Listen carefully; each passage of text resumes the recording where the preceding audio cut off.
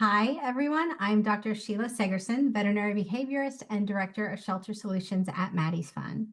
Welcome to Maddie's Monthly Behavior Connection, a monthly webcast that is all about animal behavior.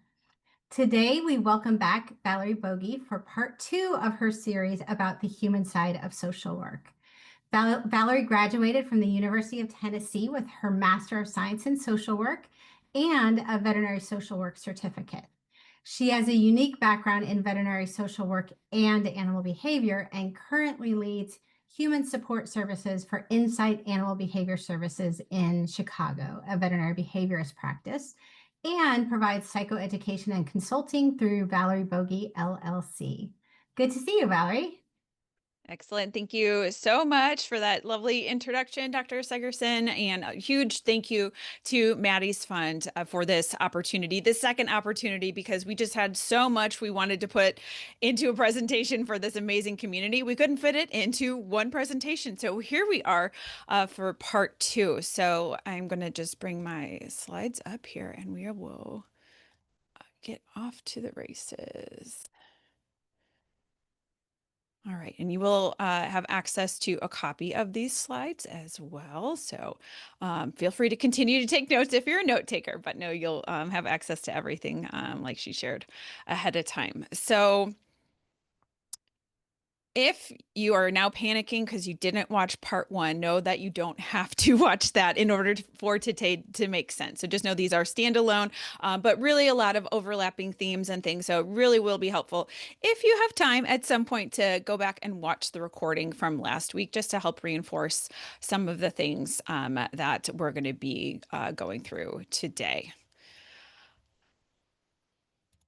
Okay, so as a quick review, when you think about what a veterinary social worker is, if we can just infuse this into everyone's brain, just so you can remember that, that veterinary social workers really are working on supporting the human emotional needs and well-being within the human-animal interactions, and that really is any human. So it can be pet owners, it can be animal welfare workers, veterinary professionals, pet professionals, zoo aquariums, all those different spaces, and we even have a nice little guideline that we like to bring up here. Oops, the graphic.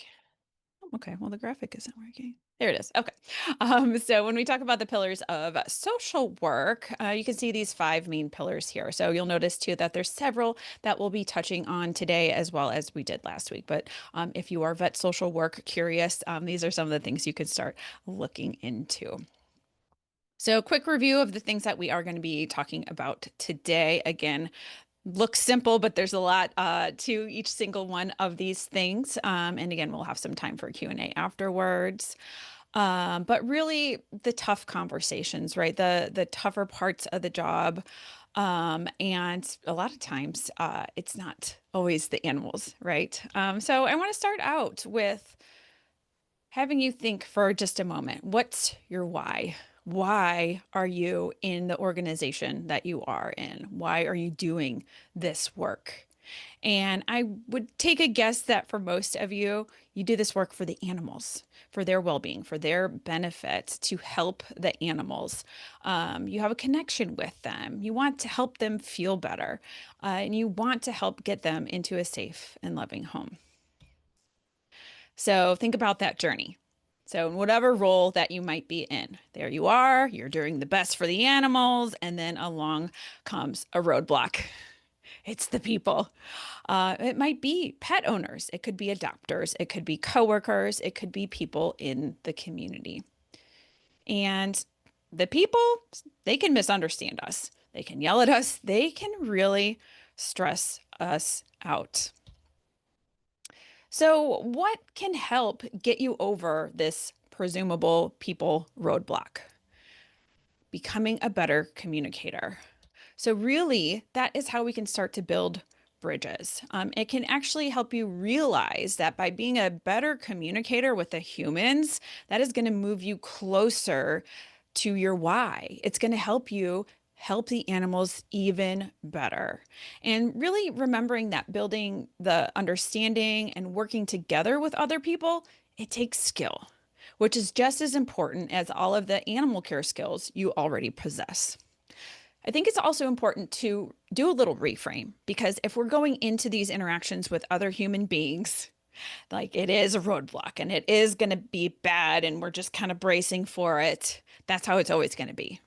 Right. So we also need to reframe it to really start to remember it's not a roadblock. We need to remind ourselves that we are trying to build bridges with our communities, with the pet owners, with our coworkers, because at the end of the day, that end result is the same for everybody. Everyone is trying to do their best for the animals. It just might look a little different sometimes.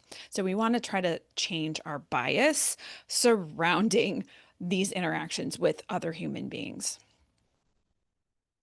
So we talked last time about the FAS chart, just because, again, start with the familiar, right? So again, you're probably familiar with the spectrum of fear, anxiety, and stress. And when you think about it, and we'll use dogs as today's example, but please insert your own species of choice here. But when you think about green, green is good. Green means exhibiting species-specific behaviors, able to learn new things, recall things that they already know, regulate their emotions. And as they escalate, then we start to notice those changes in body language, their eyes, their ears, their body tension, and more. And then we get into the red. That is that FAS 4 and 5. And that is over threshold. And it's important to remember how all of this ties into brain function. The prefrontal cortex is going offline. We have it as well, just like the animals. And that's the thing that's responsible for all of those important functions like emotional regulation, problem solving, and learning. So without it online, what are they left with? It's that amygdala response coming from the back of the brain saying, flight, fight, freeze. It's no longer that problem solving of how shall I get out of this stressful situation? Absolutely not. It is that knee-jerk reaction. Brain and body says whatever worked last time. So now remember that and look at this. What a huge aha moment when I saw this chart for the first time in my master's program, where I said, oh yeah, we're just large mammals after all, right? As humans. But so this is the 5 human emotional brain states. Like I said, we have a prefrontal cortex. We also have amygdala, just like the dogs and many other animals under our care. But check that out. There's 5 emotional human brain states. And so when you look at one at the top, that's kind of in alignment with green. That's being cool, calm, collected. And then that 5 is that red over threshold. Usually 4 is over red and over threshold as well. When you're just really, really stressed out, overwhelmed, unbalanced, reactive. Notice all those words there. So as a visual learner, I had to make this make sense. So here we go. But look at that. Isn't that so cool how that just lines up there? But now think about it. When you're around the animals, you can understand that, yeah, green is good, and we can recognize the stress signals. And you recognize the further we go up, the harder it is to make any progress with learning, right? And also, we just know how uncomfortable that animal is. So, little reflection exercise for you. If you're able to adjust your expectations of the dog's or other animals' behavior due to their stress levels, because you can recognize they're no longer in green, are you able to extend that same courtesy to the humans? It's not always as easy, is it? So think about it. What are some of the roadblocks that you might be encountering to be able to help meet the humans where they are just as well as you're meeting the animals where they are? Another awesome parallel is all the factors that impact behavior. So think about the animals in your care. You can recognize how all of these factors are impacting their behavior when they get to you in your organization. There's not just one single thing on this list that the animal has choice or control over, right? They really are sometimes at the mercy of all of these things. But in a lot of cases, this helps us extend empathy to the animals because we recognize, oh, yeah, they're kind of predisposed to some of these challenges because of the genetics of their parents, or maybe they didn't have good mothering, and maybe they just were not treated well in the early stages of their life. So we can understand that and extend some grace. We can extend some empathy to that animal because we recognize, man, they had a tough go with some of these things here. So these same exact factors affect humans as well. But when you notice that difference, it's not always that easy, right? We see this kitten and we can understand, oh gosh, they had a rough start to life, but then you have that person that is yelling at you and putting their finger or their hand in your face, and it is sometimes a lot harder to extend some empathy and grace to them. But guess what? They could still have some of the same exact challenges. Or things that they have experienced in their life that are directly affecting how they're dealing with that stress or situation in that exact moment. So just reminding ourselves that you can continue to build bridges with the pet owners, with your coworkers, and members of the community. Oftentimes, we are quick to judge and slow to listen. When uncomfortable emotions come up, blaming others is sometimes, or just meeting them where they're at and being a little bit more reactive is just our kind of natural go-to. So we're going to work through some tools and things that I want you to start thinking about how you can implement it in your everyday life. And I will say these are all things that, again, we're talking in the context of your animal welfare world and careers, but they are also helpful in other relationships in your life. So I challenge you to test some of these out. So as humans, we are storytellers. We try to connect the dots and fill in gaps when a story doesn't make sense. We also create stories to put blame on others to avoid processing the emotions that might be making us uncomfortable. But this can be a huge roadblock in communication. So think about when someone might bring a pet to relinquish to you at a shelter. They are in tears. They are very visibly upset. You try to offer resources, you try to offer suggestions, but they still end up signing the paperwork. What is the story you tell yourself? That the owner is irresponsible? That they didn't try hard enough to find another home for the dog? Or maybe you shame them because they signed an apartment lease that doesn't allow pets. But what are the facts?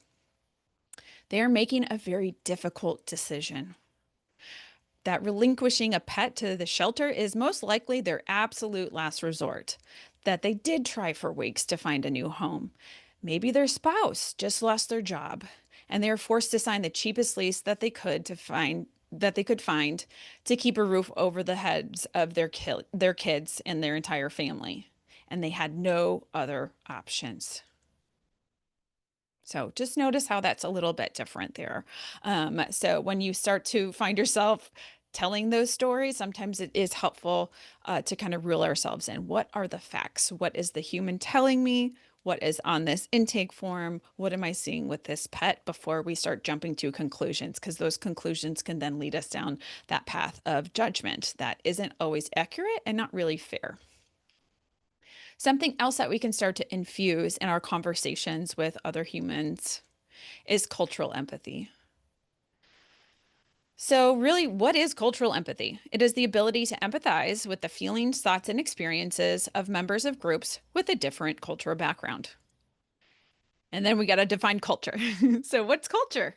It's not just race or the color of someone's skin. It can be your location, it can be your gender identity, it could be the experience that you've had over your years and your lifetime, how you communicate, how you learn and process information, or maybe if you have some neurodivergence. That all plays into cultural empathy. So we're really starting to talk about how we can meet someone where they are with these skills, right? We're not going to start storytelling. We're going to try to remember all of the factors that play, even when they're upset with us in that moment, because we are trying to meet them where they're at. We also want to be sensitive to any cultural differences.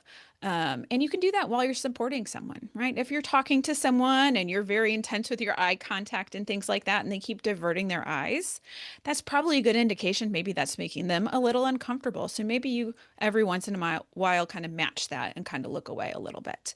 Also, recognizing for some cultures, direct eye contact is actually rude or can be taken another way as well. So those things, even just within body language for the human, you can start to pick up on and be sensitive to. You also want to try to be respectful of their experiences. Sometimes just trying to put yourself in their shoes for just a moment, right? That pet owner that is relinquishing their pet and they are so upset. Can you imagine how many times they wish they didn't have to do that, or maybe how many times they got in the car to try to do it, or how many phone calls they've made, and the absolute tragic, you know, thing that is happening to them, but and how upset they are. So just sometimes taking ourselves out of our own head and our own judgment to put ourselves in their space can be really helpful to extend empathy to them. And that last one, again, we're talking about trying to avoid assumptions, we're trying to avoid judgment because it can be easy, right? If we're just taking things at face value or just whatever this situation is, or maybe it seems similar to something else that you've experienced with a different coworker or different clients, but this is a new person, this is a new experience and situation. So we have to make sure that we're trying to dispel any assumptions or judgments, because also too, they're going to let you know what they need in so many of these situations. So another helpful tool for you. So I am a trainer for emotional CPR. And emotional CPR was created by mental health professionals along with people that have lived experience with trauma. So this was created to help peers learn how to take better care of peers. So in the same way, you can go get certified in CPR, so that you can respond to someone that is having a physical event that needs assistance. The goal for emotional CPR is to kind of do the same thing, where we want to have this kind of very quick, short list of things that you know you should be doing if you notice someone in emotional distress, instead of physical distress, right? Because I think for a lot of us, sometimes that might be a little uncomfortable. You don't know what to say, you don't know what to do. And so we just kind of shy away from those experiences when that person might really just need someone to listen. So this really is a great framework for active listening. And also recognizing too, in your world, in your positions, it can be really exhausting to try to take on everyone else's emotions, right? If people are venting to you or you are dealing with people that are upset a lot and things like that. So this is also a really great way to help reduce your own stress when you're supporting others in distress, because we're going to try to take that weight off of your shoulders of that you have to fix a problem. Some of these problems can't be fixed, but you being authentically you and just being with somebody to listen can be all that they need in that moment to help them out. So C is for connection. That's really just listening with compassion and concern.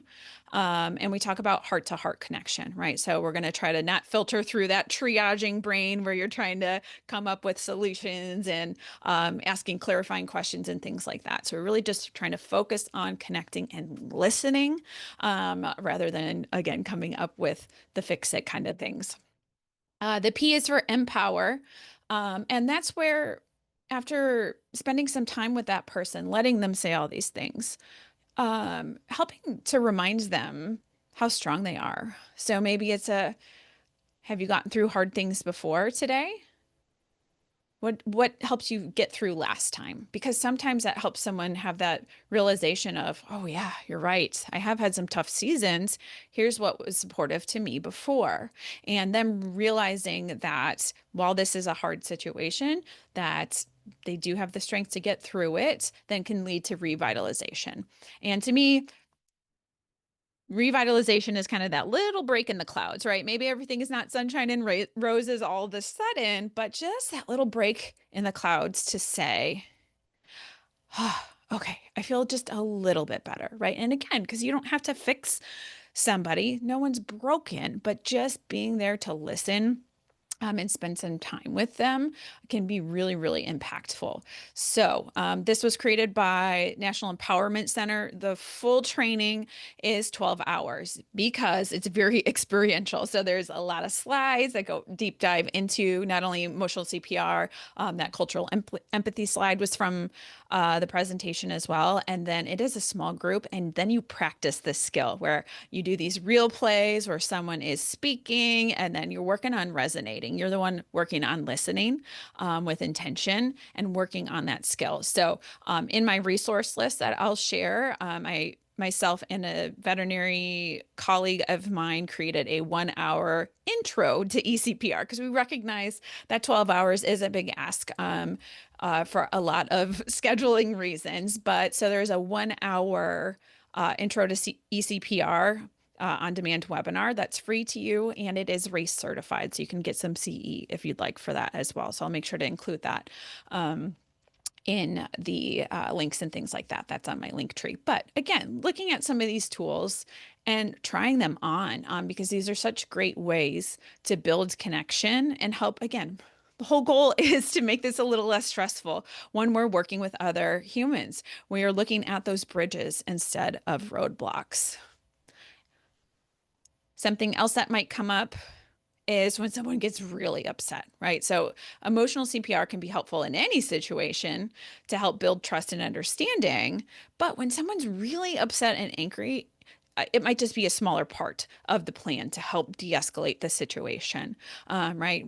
Why did you take my dog off my property? Can I have my dog back, right? Like there's some of those situations that come up in our shelter worlds. And that reminder, go back to that FAS and brain state chart, that in brain state 4 and 5, we are unable to regulate our emotions, unable to problem solve, and really unable to be reasoned with. So there's not really any benefit to try to defend yourself, defend your organization or choices that were made or anything like that. In that moment, we're not trying to prove right and wrong. We are just trying to help reduce that brain state of that human. In the same way, when you recognize that an animal is starting to escalate, what are you going to do? You're going to get out of there. You're going to back up. You're going to soften your body language. A lot of what your skill set is with the animals is going to be really helpful in these situations too, right? So listen, just listen without interjecting, asking questions. Just listen, making sure they feel heard. Try your best to stay calm. Try your best to stay calm because again, we'll talk about it in a second here, but we can feed off of each other for better or for worse. So you staying calm, even while they're really escalated, can be beneficial to them. Also be aware of your body language. Classic, we're upset or someone's kind of closed off. What do? We close our arms over our chest. So trying to have an open stance. Also, trying to think of where your hands are. As primates, we like seeing where someone else's hands are. So if your hands are in your pocket or maybe behind your back, that could be a little bit of a signal to that upset person's brain that they don't know what you're up to. Maybe you're not so trustworthy just because they can't see your hands. So thinking about that. Also, too, what do you do with a dog that is upset or fearful or anything like that? You might not come at them square, right? You might kind of do a little turn or something like that. That can also be a little helpful to someone as well, because this is a bit confrontational when we're looking at the human body language there. Also, ask for support because most of you, if you are working in a facility, you probably have protocols around this anyways. But just making sure you're aware of what those are and doing some trial runs. If someone was really upset and came into the front right now, do a test run. What's everyone's response time? What's going on? Like who do you call? So sometimes doing some dry runs of what do we do when can be really helpful because you're building your muscle memory. So when it does happen, or if it does happen in real time, you know what to do. But just recognizing you don't have to do it all on your own, and you can call for backup. You can ask to take a break. We can try to help move that person into another space or room if they're being disruptive to animals or other people and things like that. So just remembering those tools that you have. And the stay calm part is so important. It's a huge part of de-escalation. It's because brain states are contagious. So let's say that's you on the left. You're very zen, you're cool, calm, collected, maybe like a brain state too. So pretty green on your FAS score or scale there. Your coworker, on the other hand, is the one on the right-hand side. Brain state 5, just having a really hard time right now. If you are not good at regulating your own emotions, what's going to happen? that person who's at a high brain state is actually going to bring you up, and you actually end up kind of escalating and meeting them sometimes where they're at, or it's just bringing you from your calm state into a more agitated state. So the good news is it can also work to our advantage. So again, let's say that's you, cool, calm, collected, brain state 2, pretty green on the left-hand side. You have that very upset coworker. You're going to work on your deep breathing and some of those other techniques that we talked about in part 1. And look what happens. They might not come all the way back down to a 2. That's not always the goal. But you just help them regulate a little bit more in a little bit of a co-regulation way, right? You stayed calm. They noticed that you were taking deep breaths, and that was signals to their body and brain that they can also start to take deep breaths and come down from that stressed state as well. So, lots about communication, lots about all the human things in this because it is so important. And at the end of the day, I think my just big take-home message about all of this is by you working on your communication skills, by you improving how you're speaking with all of the humans in your world, you're essentially improving the outcomes for everybody. It's going to help you be less stressed out from your interactions with other people. It's also going to help you build your resilience and work towards compassion satisfaction. The humans you interact with are going to feel more heard and seen. And again, you're going to help them calm down a little bit. And even the animals in your care will benefit from your ability to show up for them a little bit more calm each and every day. Deepening your communication skills is essential for your well-being and the well-being of those around you.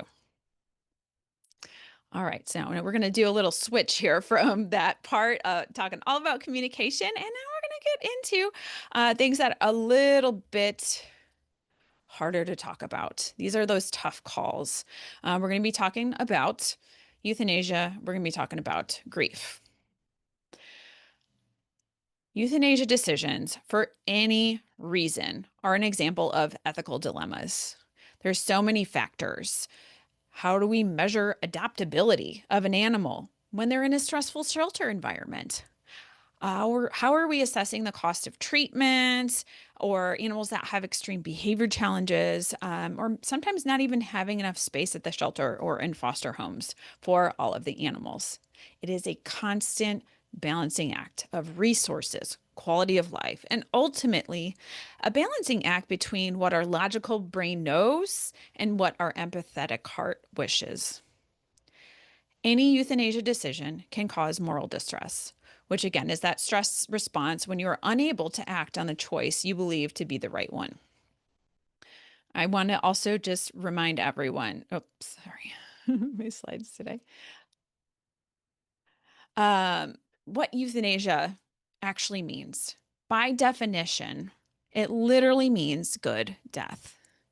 It is a way to end suffering, which can be caused by physical, behavioral, or other reasons. We are going to go through some of the reasons our organizations have to make the decisions to euthanize an animal, going from maybe the slightly easier to accept to the most difficult to really accept. So when we have to euthanize an animal for a physical reason, let's say it was a hit by a car, traumatic injury, lots of suffering. A lot of times it's a little bit easier for our logical brain to start to wrap around that because we can see the active suffering in that way. There's also sometimes the birth defects, if they have a laundry list of physical ailments, really old age, and maybe an incurable disease. So those are the ones that, again, all of these are very difficult decisions, but sometimes at least we can come to terms with it a little bit easier because of being able to see it in real time. Then we start to get into, again, the more complicated things. So when we have to euthanize an animal for behavioral reasons, and notice I don't say behavioral euthanasia because our words matter. When we euthanize an animal because its body is riddled with cancer, we do not refer to it as cancer euthanasia. When we euthanize an animal that is old, we don't usually call it a geriatric euthanasia. So making the decision to euthanize an animal for their behavior issues in or outside of a shelter environment is already hard enough, even without adding the qualifier of behavior before the word euthanasia. There's a great podcast, Kona Shame podcast with Dr. Andy Rourke and Dr. Lisa Radasta, all about this. And that is literally what helped me flip that switch with my verbiage to call it euthanasia for behavioral reasons instead of behavioral euthanasia. So get curious about that. See how that feels for you. But just understanding this is usually a more difficult decision because in a lot of cases, the animal looks healthy. We don't see the outward signs of suffering, but we can see, the challenges with their behavior, the aggression, the separation anxiety, the extreme fears and phobias that they might be dealing with. But just recognizing, even if there's not physical suffering, there is still mental suffering. And then the whole laundry list of everything else. And I think these are sometimes the hardest to grapple with because these are things we really don't have control over. Because we can see the potential for an animal to heal physically or emotionally, but maybe there's just not enough resources to do so. An owner does bring an animal in for a community euthanasia, and technically pets are property. So that's something that your organization might do or might not do. Maybe there's something curable, but it's costly. So then you have to make that decision. Do we save one or do we use that money to save 10 or 20, right? So these are just not easy decisions for any of these reasons, but just understanding that, again, sometimes our logical brains wrap around the physical reasons a little bit easier than some of these others. So something that can help you process the whole idea of euthanasia and when you have to be a part of it, or even just knowing that it is going on in your building, in your organization, can be tough, even if you're not one of the ones that's actively there for the procedure. So giving everyone some grace, regardless if they're part of the procedures or not, to understand that it is still affecting everybody. So think about exploring death. Our relationship and feelings about death can impact our feelings and decisions regarding euthanasia. But what you believe happens to an animal after they die is a very personal choice. This comes from your personal experiences, your culture, and your spiritual beliefs. Now, think of all of the people at your facility or within your organization. Each and every person is going to have their own unique views of death. You do not have to agree with what someone else believes, but by extending empathy to them and recognizing we all have the agency to make our own choices can help us foster mutual respect.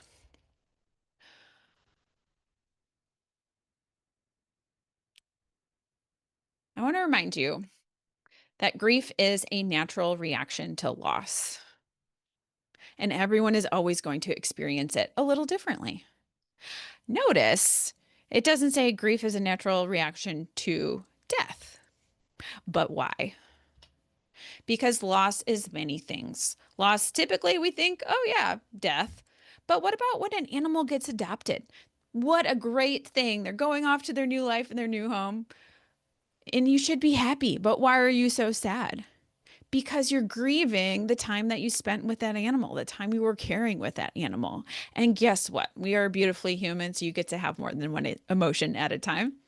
Let's say you decide to leave your job. You're losing that routine, those relationships with the humans and animals, or maybe one of your work besties decides to leave and now you're there. And again, those are disruptions to the routine. And that's a loss. Life is going to look different after that. And you are perfectly okay to grieve those losses, even when we have to readjust hopes and dreams. I think about this a lot for pet owners. We have this pie in the sky idea of what life is going to look like when we adopt an animal and then we get them in our home. And then we realize, oh, their needs versus my hopes and dreams are two different things. And sometimes we got to let those hopes and dreams go. That is still lost there as well. So again, start out with the familiar. You might be familiar with the Kubler-Ross model and the 5 stages of grief. Just know this is old hat now. This originally was used to explain the emotions someone that had a terminal illness goes through, not necessarily how people grieving the death of somebody goes through. So it was already kind of misused for many, many years. The other thing, it seems very linear. Okay, and I'm a checklist person. So, okay, once I'm through denial, then I move on to anger, and you feel like you can just work through this little checklist. But that is not how grief works. And again, it's a unique journey for each and every person. So this just isn't a good fit. Also, it's never really been scientifically validated either. So, what do we do instead? We are going to talk about my two favorite grief models. Isn't that a weird saying? Who has favorite grief models? Maybe you will one day as well. So this first one, you might naturally do already. So really the dual process model is when you are grieving, and again, it could be anything. It could be death. It could be those other situations of loss. You're allowed to have those heavy days. You're allowed to cry. You're allowed to, stay in your sweatpants and watch your favorite movie. But then also looking forward and having some restoration oriented events. And that's maybe planning a coffee date with a friend, planning that trip for a couple months out, right? So you're allowed to kind of oscillate in between both of these halves here. The other one I really like, continuing bonds, kind of exactly what it sounds like, but especially when there's been death, knowing that that relationship doesn't have to end there. And you don't have to necessarily completely detach from the deceased. So this really is encouraging us to maintain an ongoing connection with an animal or human that has passed. And that can come in a lot of different forms, reminiscing, having pictures out. I brought my one of my dog's collars out on a hike that we lost a couple months ago, and I just put it in my backpack and brought her along with us in that way too. So just some pet owners, keeping the dog beds out a little bit longer, or toys and things like that. So there's just those ways that you can kind of keep them around, in physically as well as emotionally. So again, challenge for you, explore your grief journey, explore your relationship with grief. Number one, out the gate, when we're talking about animal loss, that's already considered disenfranchised grief. So, disenfranchised grief is really grief that is not publicly acknowledged or really understood. So, anything with animals is under that umbrella. And then you add this complicated aspect of, well, they're not all your animals, they're not your pets, but they're under your care. And some people don't understand that either. But we all know it's not about how much time or how many days you've been caring for these animals. There's just some of those animals that you just have that amazing bond with. So you are allowed to grieve any animal at any time because you cared for them. You had that relationship, you had that bond. Also recognizing that your grief journey is very dependent on your childhood experiences. So just like we were talking about those factors that impact behavior, that's one of them when we talk about grief journey as well. So depending on how the adults in your life did or did not grieve well or outwardly while you were in your formative years growing up, that's what you learned. That's what you were exposed to. So the good news is you can continue to build upon that. And there's a lot of really great books, tools, things like that. There is a book called the Grief Recovery Handbook. It's got a lot of activities and exercise built in throughout some really helpful chapters. One thing they suggest, do a grief timeline. Really sit down and from the first significant death you can remember and moving forward, writing down significant human and pet deaths, because at the end of the day, the loss of today that you're dealing with is usually bringing up everything else that came before it. So doing some of those exercise can be really helpful for you as you continue to get curious and improve how you might be grieving some of those losses. You can also look for ways to memorialize animals within your organization, because you're probably aware everyone else is sad about whether it's the same animal or, again, it's bringing up other emotions or other losses for them of, oh my gosh, that dog looks like the dog that I lost and now they're here and, all of those things, right? So it brings up a lot of emotions. So inviting ways to build community and to process grief together can be really impactful. So this is just a very short list. Sometimes the pictures, rolling pictures on a digital frame, having some space outside, which can also help check that box of we're going to spend some time outside because that's restorative. Doing art activities, painting river rocks and putting them underneath a certain tree or something outside. So there's a lot of different ways that in small ways you can make a big impact for your organizations. Also, too, as you're exploring your grief journey, there is specific help out there for you. So there's veterinary social workers. There's also pet loss grief specialists, as well as licensed mental health professionals. And again, I'll share some resources for you there. And again, this is a choose your own adventure. So you have to first figure out what is going to be a good fit for you and then try it out. Because some might really like some one-on-one support. Some might really like some group support. So maybe can you figure out how you can do some debriefs with your coworkers and your supervisors when there's been some really tough times, really tough cases. Again, the amazing resources at Maddie's Fund, in addition to all these webcasts, there's those forums where you can build community, find resources, share your experiences with each other. And there's a lot of really great support groups out there, especially in the grief community as well. Similar list to last time, but always want to make sure that we're aware of all of these resources. And as we wrap up today, just reminders, went through a lot. Thank you for hanging out with me and getting through all of those. But again, I hope that there were some things that you learned today that you thought, okay, in a self-reflection way, maybe there's something I could improve on with my communication. And just try one thing, right? Just make one little change and then go from there, right? Rome was not built in a day. We know that. So be kind to yourselves, be gentle to each other.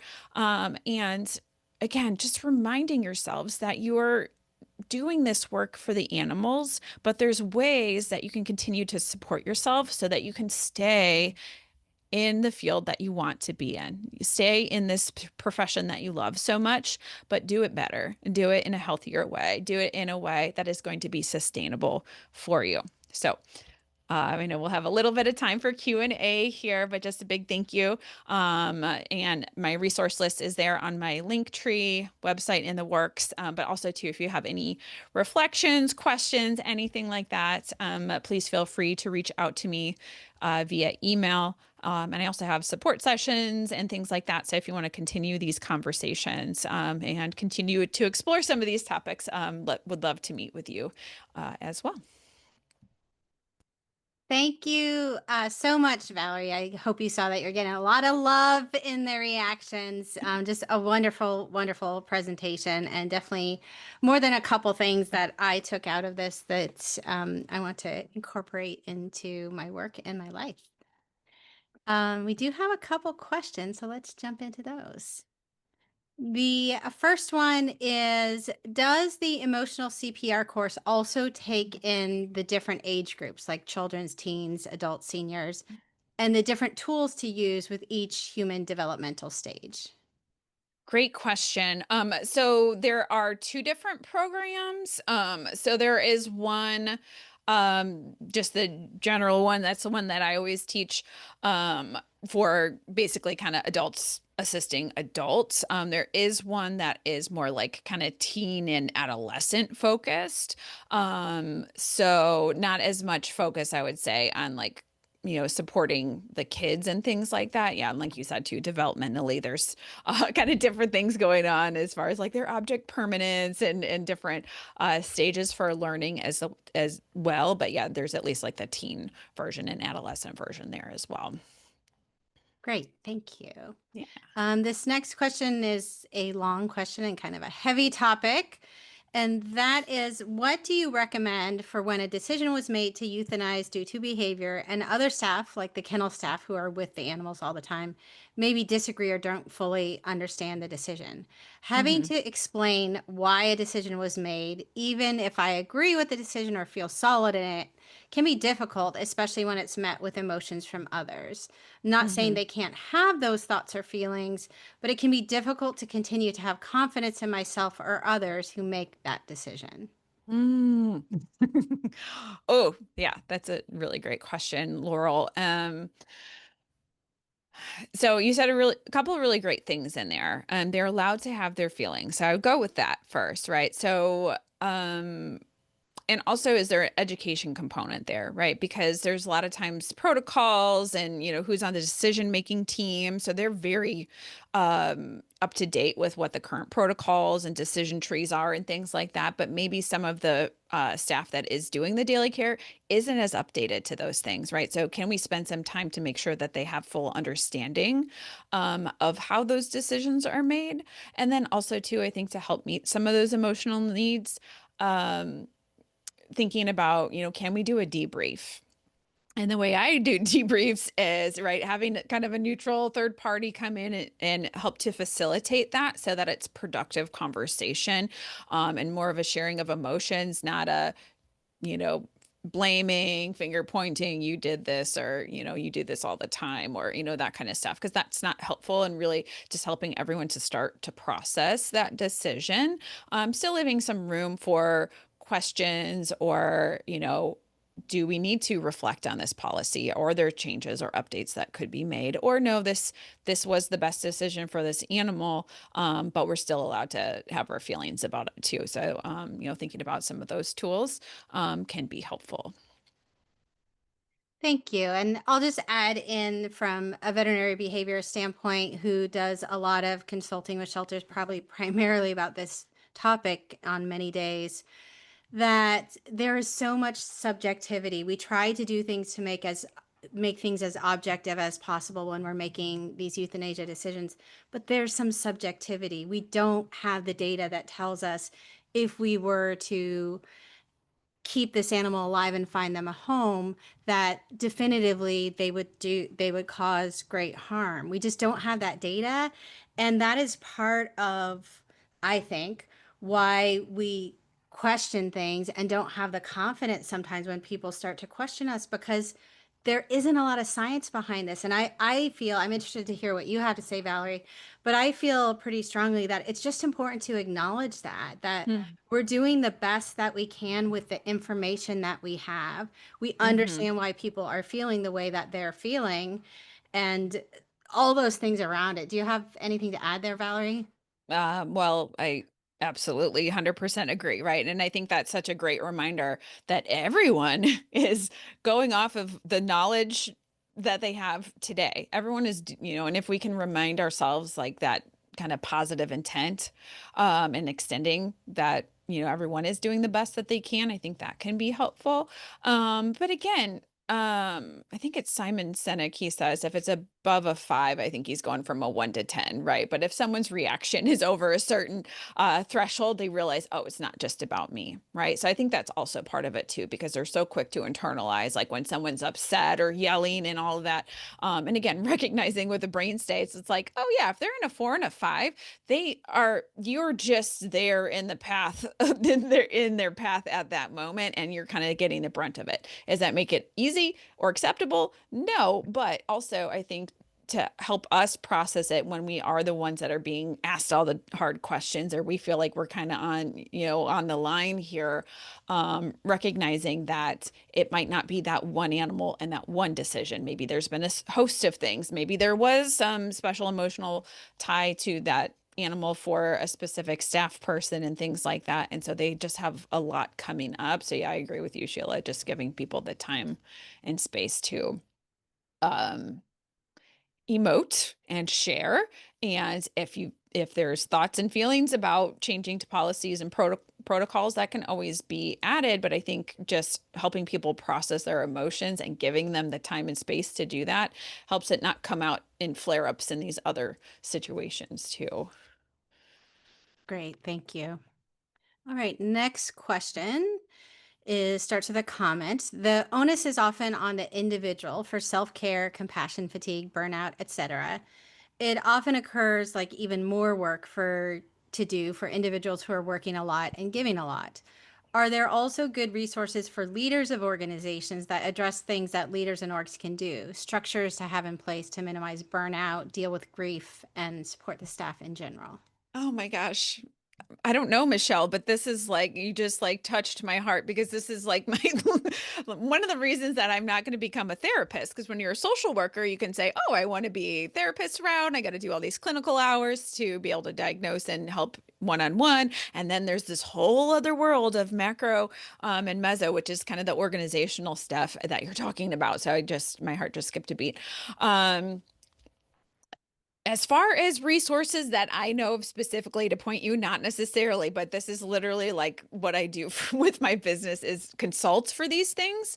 For example, there was a vet clinic that reached out. They had a recent string of bites. So Workman's Comp said, "Hey, you have to do more training surrounding body language, because this has been an issue." One single webinar is not going to fix the issue, because what I'm thinking of is, okay, is it a specific title at that facility? Is it dogs or cats? What are their handling techniques? Are they doing anything fear free? Are they short staffed so everyone's rushing? And we know mistakes are made when we're all rushing around. Do they do electronic or paper records? Because guess what? It takes more time to do paper, and then you are again rushing, right? So thinking about things like kind of from a holistic standpoint. So I love that question because yes, we do need more resources on that. I would love to chat with you more about that because yes, and I've said that before too, where everyone in your organization could have their own therapist, but if the underlying foundation of the protocols and procedures is not working towards well-being, like time off, breaks, hiring. If your hiring procedures take like longer than like 2 months, what are you doing to the staff in the interim, right? You're leading to their burnout, and are you not getting a temp in to help in, right? Those kinds of things are directly impacting their longevity with your organization as well as their well-being while they're there too. So great question. You're cheering. Thank you. All right. Thank you so much. That's our final question that we have time to get to today. So thank you so much, Valerie, for this wonderful webcast. Thank you for having me. Appreciate it. Thanks, everybody. All right. And thank